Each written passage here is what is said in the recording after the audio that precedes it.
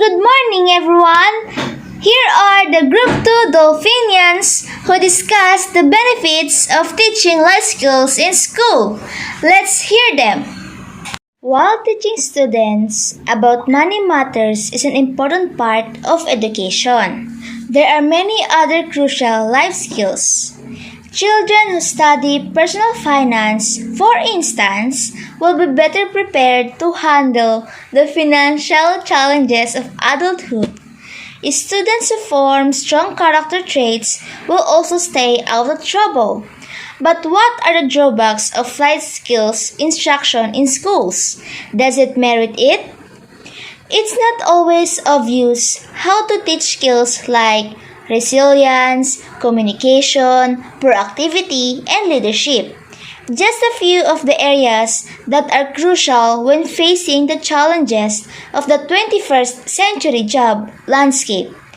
It's a big job to keep young people motivated when faced with significant obstacles and give them the skill sets they'll need to get ready for the unknowable future. It needn't be a difficult challenge though. The fact that teachers frequently lack experience in imparting these skills is a major drawback of teaching life skills in schools. However, if the educational system places a high value on such courses, it may be possible to train teachers in the teaching of life skills. The majority of public schools lack the additional training necessary to teach life skills in the classroom. A teacher also needs to be certified in order to teach this subject. If it is not possible, the school system may look to outside organizations that provide similar service in the area for assistance. Another issue is that many schools lack the resources necessary to teach life skill. They don't have kitchens or sewing machine, for instance. The equipment is frequently outdated and could be harmful to students. Students who don't recognize critical thinking skill will also be more open to manipulation and deception on the part of others. Students will also would otherwise struggle with such tasks should be taught critical thinking in schools. A student knowing how to manage themselves has the potential to become a team player at work and in life, making them a good leader. Value employee, cherish brand, and discipline individual. Self-management and be taught by helping the student be fully present. Build self-awareness, have integrity, and make wise choices based on good values. I agree. I believe these skills make it easier to resist impulsive behavior in favor of doing what people truly believe is right, even if that right thing doesn't come naturally. It requires exchanging habits that don't support our values as a student and adopting better habits that do, aligning their lifestyle now with the behavior that will help us success as adults.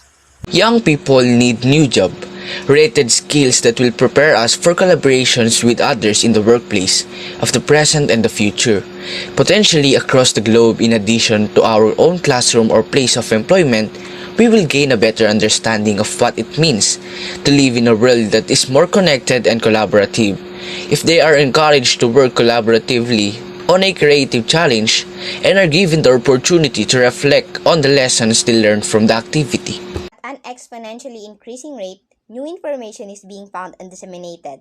According to forecasts, 50% of the information that students are currently memorizing won't be accurate or complete in the near future.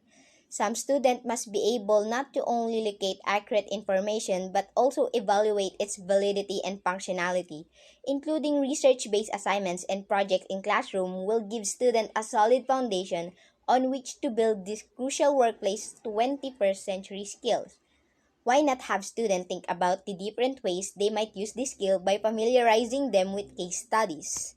Employers will be looking for candidates who demonstrate the ability and openness to communicate with unfamiliar cultures and ideas in order to succeed in a growing collaborative and global community.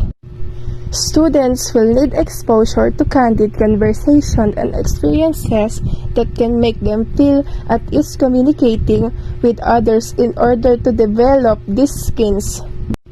Students can see open mindset in action through field trips, debates, workplace, visit or Q&A with local employers. For instance, why not to speak at your school and inspire with his or her stories? Encourage students to use their strengths to learn. All of us born with brains that are curious to learn. Additionally, we each have a unique set of strengths that we can develop in order to better satisfy our desire to learn. When it comes to the formation of young minds, there is no such thing as one size fits all. Although it can be difficult to customize the curriculum for each student, by planning ahead, you can start to identify components of your classes that will play to certain students' strengths and interests. You can begin to engage students' natural curiosity by using front-loading strategies to put these specific subjects at the forefront of your instruction. Students will find it much easier to remember and retrieve what they learn in the classroom by applying what they learn repeatedly and in various, personally meaningful ways. Additionally, it will enable them to comprehend the value of specific skills in both their present and future lives. Try giving students opportunity to transfer what they learn in class to real-world situation. For instance, when students are asked to solve a problem, ask them how they would approach a hypothetical situation that could happen to them and what step they would take to resolve it. The life skill problem-solving lesson plan is a good place to start because it outlines a strategy for methodically overcoming obstacles and includes motivating real-world example for your students. The idea of lifetime job is out of date. Young people just beginning their journey into the workforce will need to adjust to a constantly shifting environment. Be resilient and adaptable. Be prepared to work in a team, but also motivated to pursue freelance opportunities. Many parents find it difficult to support their kids because the working world is so different. This question has many teachers scratching their heads. How can I assist parents in assisting their kids as they made their way to the workforce? An independent career advisor in a number of local schools where they're in constant work to involve parents in assisting students in making curricular decisions. Here are some of the best advice for increasing parental involvement. Everyone likes a lively discussion. Participants could line up, facing each other, and debate either side of a question, such as, "Can you be too honest in your CB?"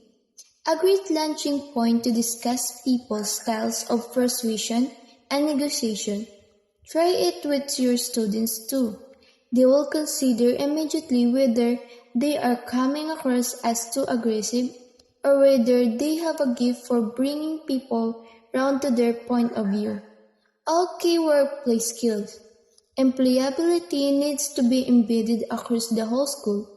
The commitment of teachers of citizenship, business, psychology, as well as career leads and heads of year 4 and 4 is key to raising young people's aspiration.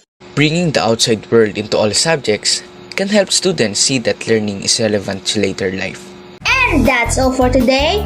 Thank you, Group to Dolphinians, for the wonderful discussion.